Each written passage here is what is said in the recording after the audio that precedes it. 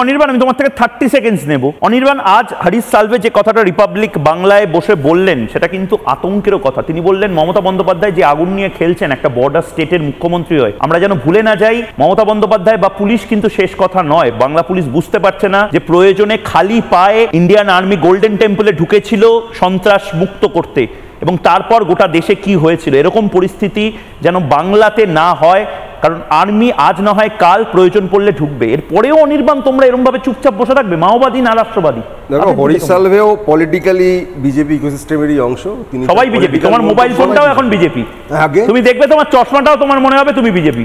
এটা রাতে ঘুমের সময় স্বপ্ন তো বিজেপি করো। প্রবলেম, তারা পতনের আগে ভাবে তারা সবচেয়ে উচ্চ শিখরে আছে, আসলে তারা পতনের আমার তো মনে হয় এটা বেসিক্যালি মাওবাদীরা ভুলটা হয়েছিল, হিটলারের ভুলটা হয়েছিল। আরে রেগে যাচ্ছে, যাই হোক, অনির্বাণ রেগে যায়, হিস্ট্রিটা মনে করে দিলাম। অনির্বাণ রেগে যায়, যা যা একদম টিপিক্যাল মাওবাদীদের মতন কাজ করছে।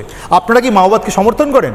আপনারা তো বছরের পর বলতে পারবে না। এবার ঠিক সেই জায়গাতে আমি শান্তনুদা এবং খুরমার কাছে যাওয়ার বিপক্ষে, কিন্তু আপনারা সরকারের দিকে কি করছেন এই উত্তর? ফর ইওর কাইন্ড ইনফরমেশন, মাওবাদ বেআইনি নয়, এটা সুপ্রিম কোর্ট। আরে বাবা, এক্স্যাক্টলি ইউএপি এটা পড়েছেন? একদম ইউএপি এটা পড়েছেন? মাওয়িস্ট ইউএপি এর ফার্স্ট এর আবার পাশে।